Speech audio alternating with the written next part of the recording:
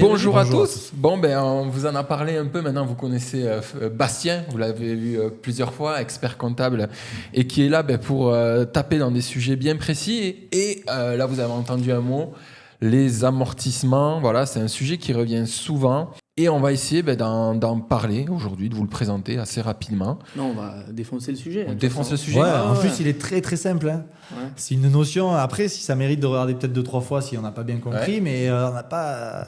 Il n'y a pas 10 milliards de choses à dire. Bon, allez, on lance le jingle et on en parle direct après.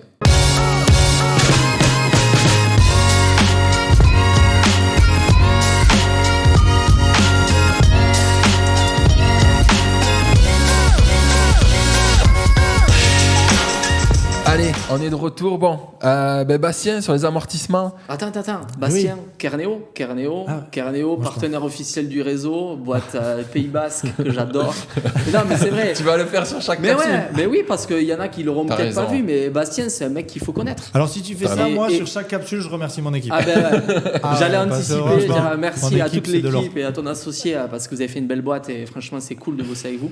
C'est même une chance plutôt que d'être cool parce que tu sais quand tu es mal accompagné sur au niveau comptable, et je l'ai été, eh bien dans mon passé, eh bien c'est dur derrière parce que du coup tu fais des erreurs et t'anticipes pas et c'est complexe. Donc c'est hyper important d'avoir cet ange gardien sur l'épaule. Et oui, toi, tu as le droit de dire que. Moi j'ai le droit de tout dire. Tu peux taper sur les experts comptables antérieurs, mais Bastien, lui, il peut pas. Exactement. Déontologiquement, Merci. il n'a pas le droit. Ouais, du coup les amortissements. Alors, Bastien, du coup, on va commencer simplement. C'est quoi un amortissement et quel est le lien avec l'investissement? Ouais, ok. Donc, un amortissement, c'est un calcul comptable. Voilà, c'est un calcul qui est fait comptablement pour traduire l'usure d'un investissement. Ok. C'est assez clair. Ouais. C'est-à-dire qu'on achète quelque chose, X milliers d'euros, peut-être qu'on va faire un exemple chiffré après. Ouais. Il va durer X années. Eh bien, on traduit cette usure. Mais vas-y, Dans on va les rentrer dans le vif du sujet. Ouais, Ok, vas-y. je suis. C'est ça, on dit déprécier, c'est ça? Amortir. Ah putain, je me suis planté. J'ai voulu faire expert comptable, j'ai pas réussi. Dépréciation, c'est une autre notion C'est une autre comptable. notion. Ouais, qui a quand même un lien. Mais... Du coup, on va, pour aller dans le vif du sujet, on va faire un exemple. Ok. J'achète 100 000 euros de machine musculation, par exemple, un plateau. Voilà, un plateau de 100 000 euros Ouais. de machine. Ouais. Donc là, déjà, on a la notion d'investissement, forcément, 100 000 euros, et de machines qui vont durer dans le temps, plus qu'un exercice. Parce qu'il y a ça en compta, la notion d'exercice comptable. Plus de 12 mois, plus d'un an. Voilà, plus de 12 mois. D'ailleurs, ça me fait penser rapidement, parce qu'il ne faudrait pas l'oublier, mais il y a aussi un petit seuil fiscal de 500 euros, c'est-à-dire que les dépenses en dessous de 500 euros peuvent être vues comme du petit équipement, Ouais. qui lui passe en charge intégralement Sur l'année en cours. sur l'année en cours. Voilà. Exactement. Et donc, on repart à notre exemple du plateau, où on a nos 100 000 euros d'investissement, et là, il y a des barèmes fiscaux, c'est-à-dire qu'on ne fait pas n'importe quoi. Okay. Donc là, on est sur du matériel, et sur du matériel sportif, on va, donc l'État, indirectement, va dire que la durée de vie est de 5 ans, donc on va amortir ce plateau sur 5 ans. Okay. Donc en fait, l'État ne te dit pas 5 ans, il te donne une fourchette. Tu dis entre 5 et 7 ans. Ok. Donc, en fonction de la santé de la boîte, Ok. ça peut être intéressant d'amortir plutôt sur 5, Ok. 6 ou 7 ans. Et on fait des projections. Magnifique, je En comprends. Donc là, on va partir du principe que ce plateau de muscu, on l'amortit sur 5 ans.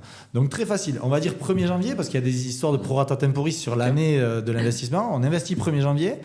À la fin de l'année, au 31 décembre, on a 20 000 un euros. cinquième, 20 000 euros, qui va passer en amortissement, la notion du jour, Ouais. et c'est-à-dire en charge Ouais. de la société. Ok ? C'est quoi l'avantage pour l'entreprise? C'est de baisser son bénéfice. Mm. Encore faut-il qu'elle soit en bénéfice. Oui. Mais si tu es en bénéfice, en effet, ça baisse ton bénéfice et du coup, c'est bien une charge qui est déductible et du coup, ça minore ton impôt sur les sociétés. Oui, mais du coup, il y a un truc que je comprends Mais c'est pas. un avantage sans en être. Tu as quand même dépensé 100 000 euros. Hein. Enfin, les charges professionnelles, forcément, elles doivent être déduites. Il y a un truc que je comprends pas du coup.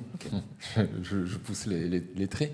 Mais pourquoi c'est pas 100 000 euros Sur la première directement sur la première année en charge? Et parce que ça n'impacte pas uniquement ton exercice de référence, enfin ton exercice d'achat. Ça va impacter les 5 prochains exercices. Tu vas avoir des adhérents pendant 5 ans grâce à ces machines. Tu vois ? D'accord. Donc, tu es obligé, c'est le principe de de comptable de séparation des exercices. Je ne sais pas s'il rentre dedans d'ailleurs. Mais bon, t'as été le chercher loin. je suis allé le chercher. Mais grosso modo, il faut que dans un exercice, il n'y ait que les produits, donc le chiffre d'affaires et les charges qui concernent réellement cet exercice. Ouais. Ouais, Et c'est 100 très 000 clair. euros, c'est pas parce que tu l'as fait cette année-là que Ok. tu Ouais, peux le... les 100 000 euros, tu vas les utiliser sur 5 ans, donc un cinquième par année. en charge.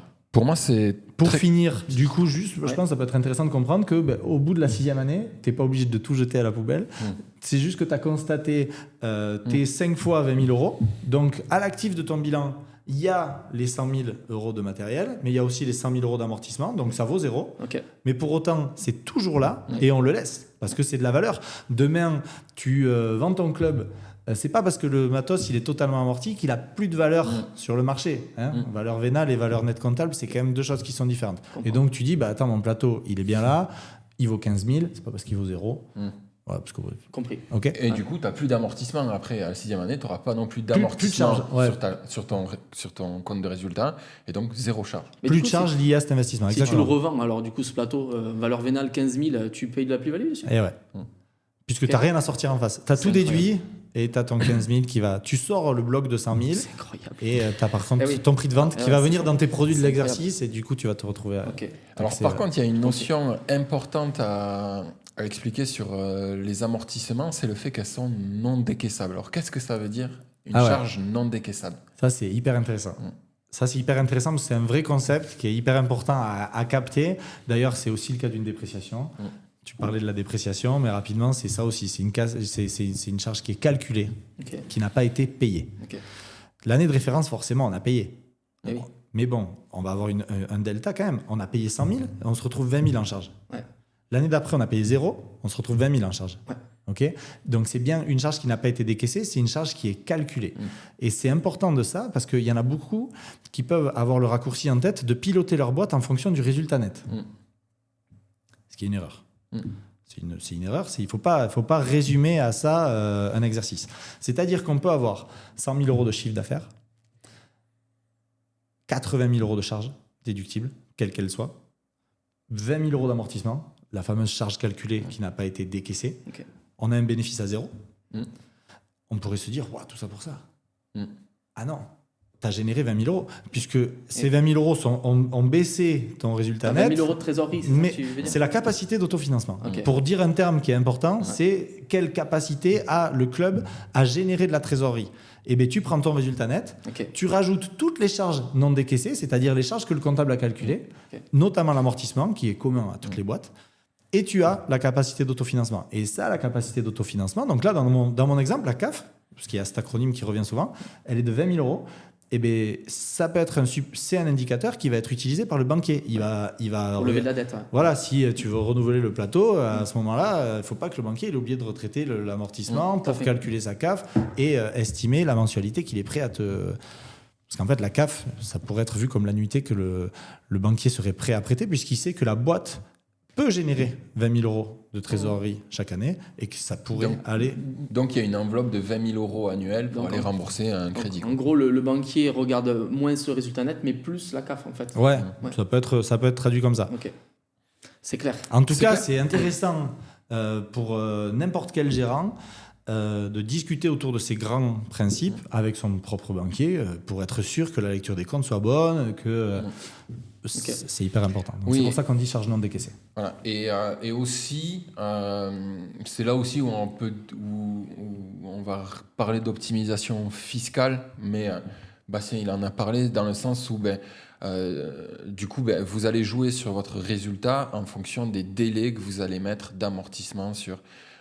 toujours en restant dans le cadre fiscal que tu as Légal, évoqué, voilà, le au fisc début te de vidéo. propose une fourchette, donc en fonction de la santé de la boîte, tu peux aller te Voilà. mettre à l'extrême gauche ou l'extrême droite de la fourchette. Très clair. Quelles sont, dernière question sur ce sujet, je pense, c'est quels sont les pièges ou oublis fréquents que tu remarques sur les amortissements? Parce qu'il y en Alors a- les pièges déjà, c'est de pas le comprendre.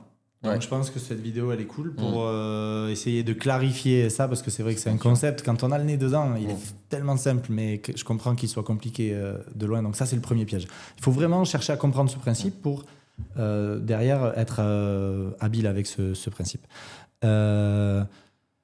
Deuxième piège qui me vient, rapidement, c'est que on a fait une vidéo sur ça, sur les véhicules de société. Typiquement, l'amortissement est plafonné dans sa déduction. Là, c'est le fisc français qui nous met des règles particulières. Donc, on achète un véhicule 30 000 euros, mais il est plafonné à 18 300 dans sa déduction. Donc, c'est-à-dire qu'on voit un amortissement, donc 30 000 euros divisé par 5, on a nos 6 000 de charges, on s'attend à avoir nos 6 000 de charges déduites. Et finalement, non, parce que sur le cas du véhicule, on est plafonné, et donc la charge constatée n'est pas la charge déductible à l'impôt sur les sociétés. Donc on a l'impression de faire une charge pour économiser de l'impôt sur les sociétés, comme on disait, mais finalement c'est que partiel. Oui, donc allez voir la vidéo sur les véhicules et vous verrez, ça sera beaucoup plus clair parce qu'on parle bien de véhicules particuliers. Voilà, on a parlé de ça, on a parlé de l'amortissement, on a parlé du plafond d'amortissement, ça pourrait être vu comme un piège, c'est sûr. Qu'est-ce que tu dirais à un gérant de club de fitness qui a un projet, qui souhaite financer avec sa trésorerie plutôt que de faire un crédit au final. Ouais.